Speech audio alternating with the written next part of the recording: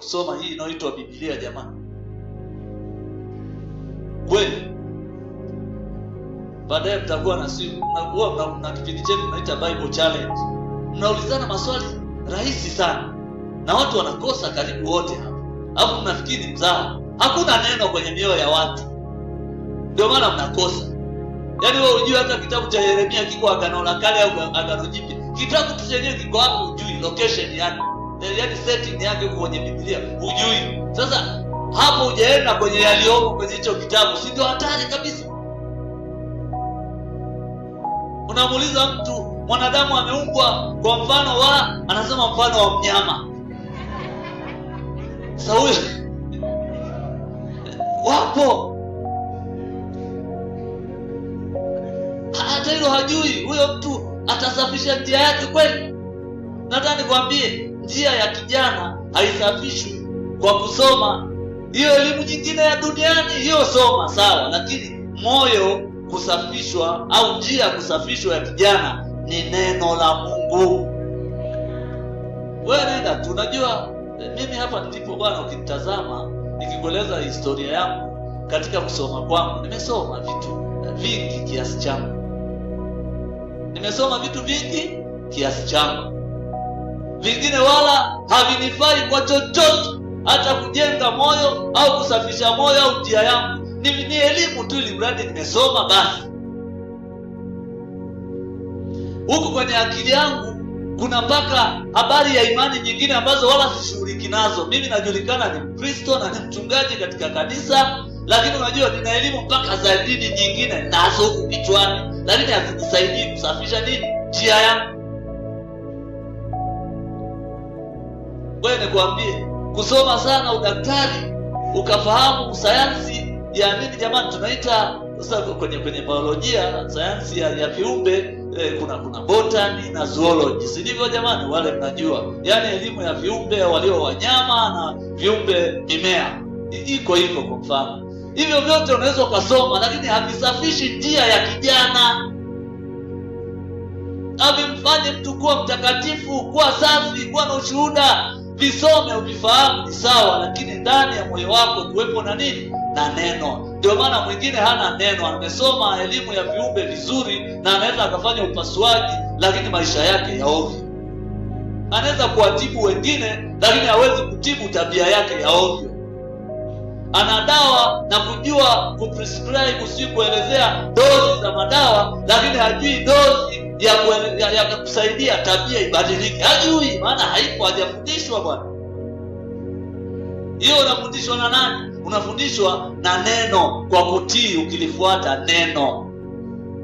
Na hilo neno unalolifuata ni lipi? Silo unalolisema hapa, ni lile ambalo ndani ya moyo wako limeingia. Ukisoma Zaburi hii mstari wa ngapi jamani?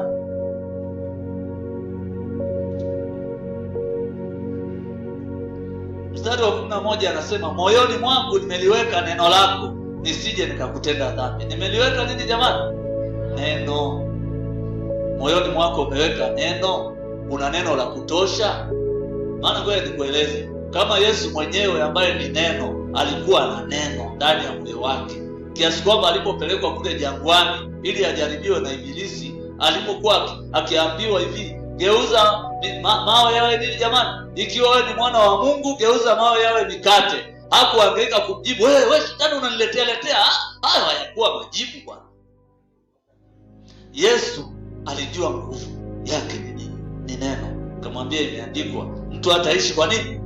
Kwa mkate tu, bali kwa kila neno litokalo katika kinywa cha Mungu. Wengine hata nikiulize hata hawezi kumalizia, maana hajui hata hilo neno liko wapi. Kwa na kusumbua tu hapo na kuhangaisha bure tu hapo. Shetani akamchukua tena, tunaambiwa akampandisha kwenye nini jamani? Kwenye mlima mrefu. Akamwambia, unaona hii miliki yote? Akamwonyesha miliki yote ya dunia na fahari yake yote ndani ya dakika moja. Tunaambiwa huo mlima, unadhani ulikuwa ni mlima Everest? Hakuna, sio mlima Everest, ni mlima wa kiroho, maana shetani ni kiumbe wa kiroho. Kwa akamchukua, ni kama vile wanatembea pamoja na Yesu, maana si amemletewa ili amjaribu bwana. Ili kuambie kwamba kuna kipindi Mungu atakuweka utembee na shetani ili ujibizane naye uone kama unaweza. Ngoja nikueleze kitu cha kweli. Baba yetu na mama yetu pale bustanini akaruhusiwa nyoka kutembea pamoja nao, hawakuenda raundi sana. Akawapotosha akawaambia, hakuna mkila matunda ya ujuzi haya ya mti wa katikati mtafanana na Mungu mkijua mema na mabaya. Wakaingia mkenge wakala, leo hii tunazaliwa lakini tuafa, si ndivyo jamani? Kwa kutembea na shetani iko hivyo. Wengine wanasema shetani huwa anakufa. Hapi bwana, huzunguka zunguka kama simba akitafuta mtu ammeze, na anaweza akawa ni wewe au mimi. Lakini unamshindaje? Unamshinda ukiwa na neno. Kwa akamwonyesha Yesu kwa milki yote ya dunia kwa dakika moja. Akamwambia, hivi vyote nampa kila mtu anayefanya nini jamani? Hebu malizieni. Sema, hivi vyote nampa kila mtu anayefanya nini? Hebu semeni basi kwa sauti. Anayenisujudia, si ndivyo? Na Yesu akamjibuje? Imeandikwa, mwabudi Bwana Mungu wako peke yake na yeye umsujudie, si ndivyo? Tunaweza tukaeleza hivi kwa kifupi kwamba ibada ni kwa Mungu, maana kusujudu ni kwa Mungu, sio kwa shetani. Kuna ambao hapa kila siku tunashawishiwa. Ndio kutana na kijana wangu mmoja anasema, alikuwa ananipigia mimi bila kujali mimi ni mchungaji, alirahisisha tu mimi kaka yake na tumezoeana. Ananiambia, mchungaji, yani kaka hapa alikuwa anapigwa kweli, kuna maisha yani. Unajisema kupigwa na maisha yani maisha yalikuwa anamgonga. Alafu unajua nini, akawa ananiuliza, ananipigia simu anasema, sasa bro, unajua yani kuna watu wamenijia wanasema hivi, yani naweza nikaenda sajili nipate mali, inabidi nipelekwe siku kwenye mto gani, kanitajia mto wapi, afu pale nitapelekwa, nimeambiwa nisiogope, nitapewa kwenda kukumbatiana na mamba, alafu nitatolewa hapo, nitatoka kikalamu.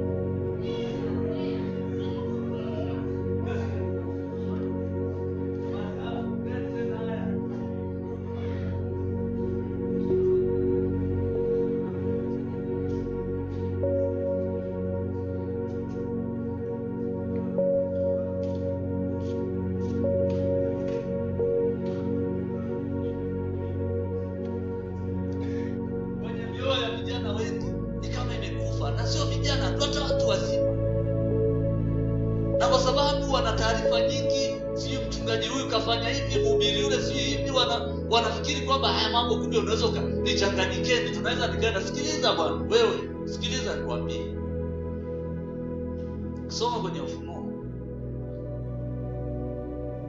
utagundua Mungu anafundisha au Yesu anafundisha kwamba wapo watu siku ile ambao watakuwa kwenye kiti cha enzi, watu ambao wameyafua mavazi yao katika damu ya mwana kondoo, ambao wao hawakusujudu kwa yule mnyama, manake hawakusujudia shetani na njia zake, si ndivyo jamani? Wapo katika enzi za giza sana, ambapo unaweza kufikiri ulimwengu umechanganyikiwa na hakuna mcha Mungu, hakuna mtakatifu. Wewe wapo ambao hawasujudii huko, lakini wapo wengi ambao wanasujudia. Ndio wamechagua, wewe ndio njia ya kufanikiwa kwao. Jinsi gani kijana isafishe njia yake? Vijana wengi siku hizi hata kuoa kwa namna ya kumtukuza Mungu hawataki. Unashangaa leo na kesho mara amezaa pale, mara sijui hivi. Ndiko watu vijana walipo jamani. Mara unashangaa wamechukuana hivi, wanasema sijui na nini, imekuaje? Bwana wewe tayari ushachafua njia na itakugharimu tu. Usipofundishwa njia ya kutoka hapo, itakugharimu tu, itagharimu tu maisha yako. Maana nimekwambia wengine hawajui hata namna ya kusafisha njia. Na Biblia inasema vizuri, huo mstari tuliosoma, jinsi gani kijana aisafishe njia yake, sio jinsi gani Mungu aisafishe njia ya kijana. Ni kijana mwenyewe. Maana yake nini? Mungu ametuumba tukiwa na namna fulani ya kuamua. Naweza nikaamua kufanya kazi na Mungu, au naweza nikaamua kufanya kazi na nani? Na shetani. Kama ambavyo tunajua Eva alikuwa na nafasi ya kufanya kazi na Mungu pale bustanini, ili aweze kustawi pale bustanini katika uwepo wa Mungu, lakini akachagua wakati fulani kushirikiana au kufanya kazi na shetani, na ule muda aliotumia kufanya kazi na shetani ukabadilisha maisha kabisa ya uzao wake, uzao wa binadamu. Ndio maana sasa unaona swali ni jinsi gani kijana aisafishe njia yake yeye mwenyewe, aisafishe.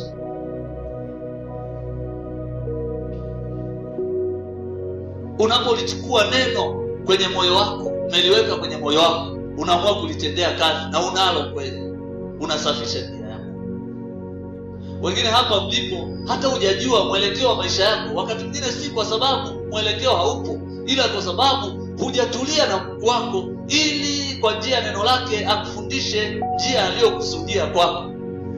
Maana kuifahamu njia aliyokusudia kwa ajili ya maisha yako sio kitu chepesi. Wakati mwingine ni kitu kizito kinachohitaji utulie, ujikane, uwe na muda wa kutosha umekaa na Mungu, sio kishikaji tu mtaani. Ndio maana nikakwambia haitoshi tu kuja kanisani, haitoshi tu kuja kukaimba kwaya, si ukawepo kwenye hata wakati mwingine kuomba. Kwa maana ya kuomba tu haitoshi, ni mpaka ujue kuomba sawasawa na mapenzi ya Mungu, na Mungu useme naye na yeye aseme na wewe, na umsikie na uanze kutendea kazi kwa kuandika kile ambacho anakuambia. Na wakati mwingine uingie gharama ya kuamua kufuata hicho ulichokisikia ili Mungu aseme na wewe. Vijana, mnaishi katika nyakati ngumu. Sasa hivi hata ajira ni shida, si ndivyo jamani? Watu wanasoma na bado wako mtaani. Ukienda serikalini na kuambia jiajirini, unajiuliza ni jiajiri wapi? Wakati mwingine huoni.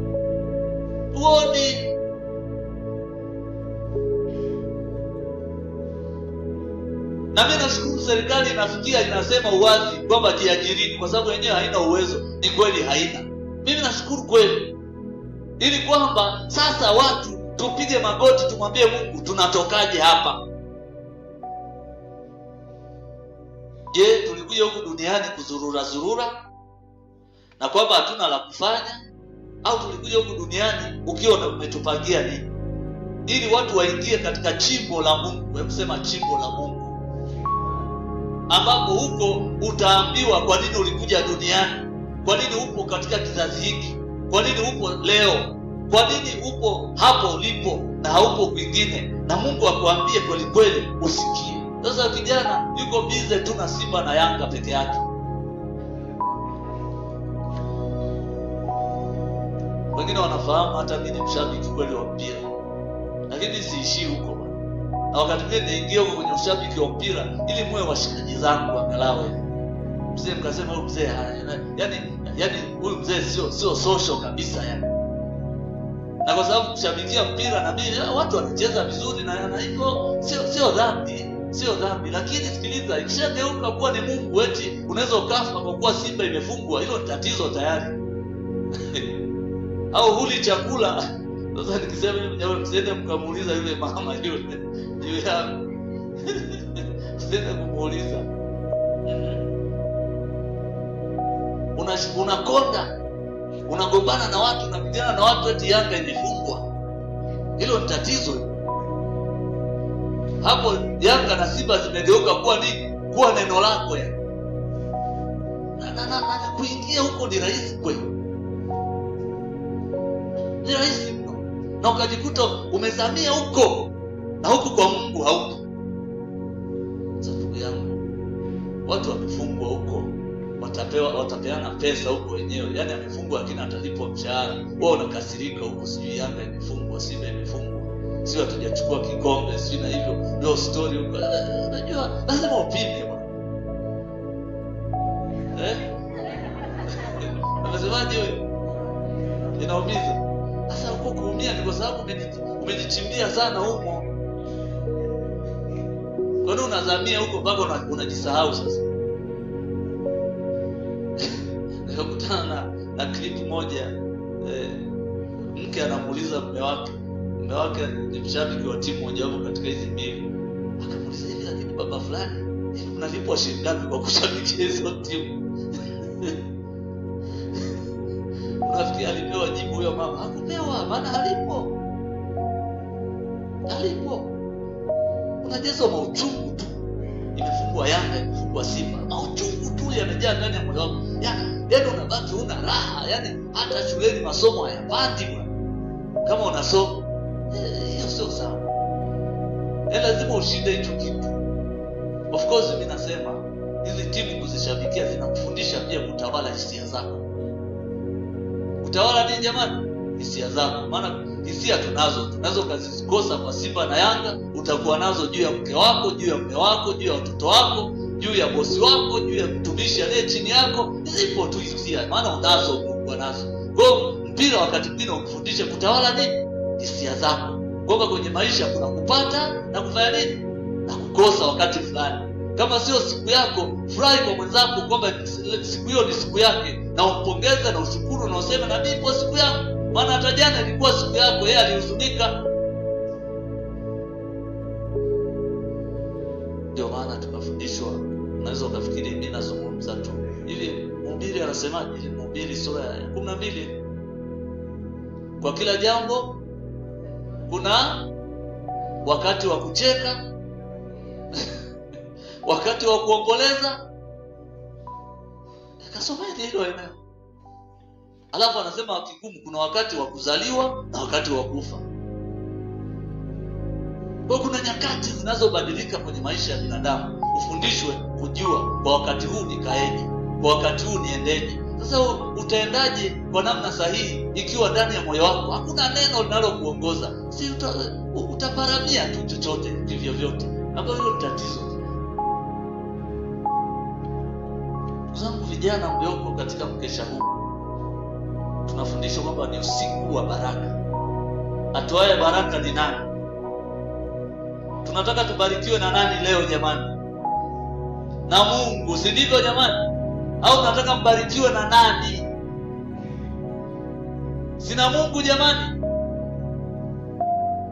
Sasa huyo Mungu ukitaka atubariki, tukitaka atubariki, lazima tulijue neno lake. Linasema kanuni za kubarikiwa. Hauwezi kuwa tu usiku wa baraka alafu ndani ya moyo wako kuna neno ulioshika. Hata hiyo baraka inayokuja kwenye maisha yako na haijashikwa na haipokelewi na neno ndani ya moyo wako, hiyo baraka itageuka kuwa ni tatizo kwenye maisha yako. Nikuhakikishie, kuna vitu vingine Mungu haivileti kwenye maisha yako kwa sababu ndani ya moyo wako huna neno ambalo limesafisha njia. Ikitaka kuja hiyo baraka na kuta njia yako ni chafu, njia yako si safi, njia yako haijanyooka, lije vipi? Likija na kutana na upinzani, kuna miba na michongoma. Mume akitaka kuja, anayetaka kukuoa, wewe huko kwenye kona nyingine ya uzinzi na uasherati. Una waume kibao kama yule mwanamke Msamaria, anaambiwa hivi, ni kweli, maana umekuwa nao 6 na huyo wa sasa si wako. Nani atakuja kubisha hodi? Anajua unao kibao. Tuseme tu ule ukweli, nani atakuja jamani? Kijana gani atakuja mtanashati alafu aje kwako unao kibao? Nani?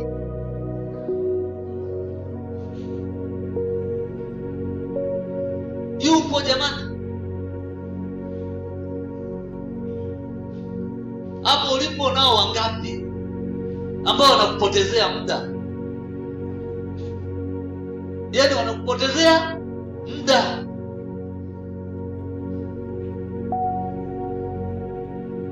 Unao wangapi? Kuoa utaki. Ila ni kama niliwahi kufundishwa na mwalimu wangu mmoja, alikuwa mwalimu ana kauli mbaya za ajabu, mwalimu wa uraia. Akawa anachokozwa maana alikuwa ni mwanaume mtu mzima, ni mzee, yani anaelekea uzee wakati anatufundisha.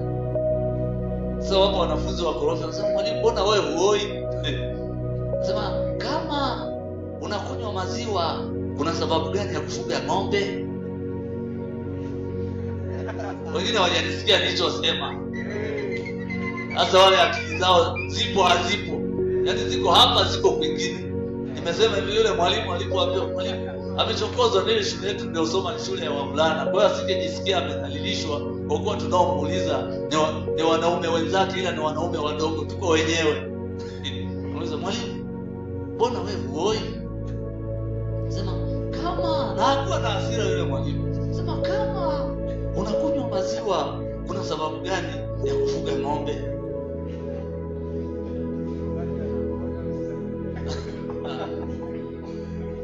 Na hapa wapo watu wanasema, kama unakunywa maziwa kuna sababu gani ya kufuga ng'ombe?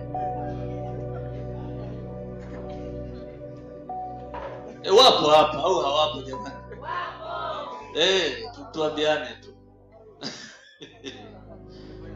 Wewe unasafisha njia yako kwa namna hiyo kweli? Hata hilo neno mke mwema utoka kwa Bwana unalijua kweli wewe? Utalijulia wapi?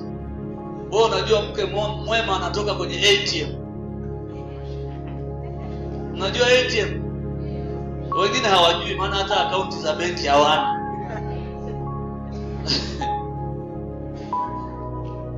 Kwa hiyo huwezi jua ATM.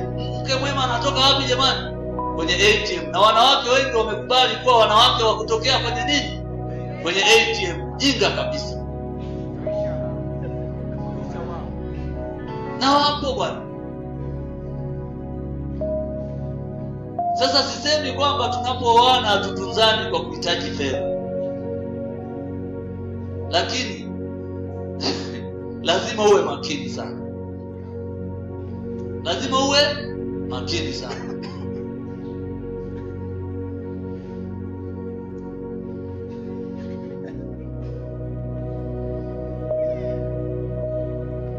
Mimi nasema mambo magumu. Niliambiwa, kuna mtu mmoja aliniambia akasema, mchungaji, leo kusanya mawe ya kutosha ili uyagonge ipasavyo. Sasa mimi sijui kama nimekusanya mengi ya kutosha, sijui. Atakuja kuniambia tukitoka. Lazima vijana mjue utakatifu ni kitu ambacho kitakugharimu. Utajikana na vitu fulani. Itabidi uwe kama wakina Shadraka, Meshaki na Abednego na Danieli. Wanatakiwa wapate ajira, wameteuliwa miongoni mwa vijana na mfalme wa Babeli, lakini wanatakiwa wafanye nini? Wapitishwe kwenye mafunzo huku wakila vya mfalme, na wao wakajua vile kila vya mfalme vingine vimetolewa kwa miungu, kwa tutakuwa najisi. Wakamkumbuka Mungu wao, wakasema sisi tunaomba kitu kimoja, tutakuwa tayari mafunzo mbalimbali, lakini tunaomba kwenye chakula tule cha kwetu, cha chaguo letu, tupewe tu mtama na maji. Mtama na nini jamani? Na maji. Nataka nikwambie waliofanikiwa wengi, wewe watazame tu waliofanikiwa kwa mafanikio ya level mbalimbali. Lazima kuna kipindi walisema lazima kula mtama na nini jamani? Na maji. Unataka starehe mapema tu, ule vya starehe vinono, vingine ni najisi, utaharibiwa mapema, utavurugwa, uzee utakuja mapema. Yaani tunapozungumza hapa wengine ni wazee tayari, japo ni vijana. Ni wazee tayari. Wewe niwaambieni, ni wazee kwa sababu mbalimbali. Wengine hapa maisha yenu mmeshayafupisha sana tayari kwa namna mlivyojichanganya.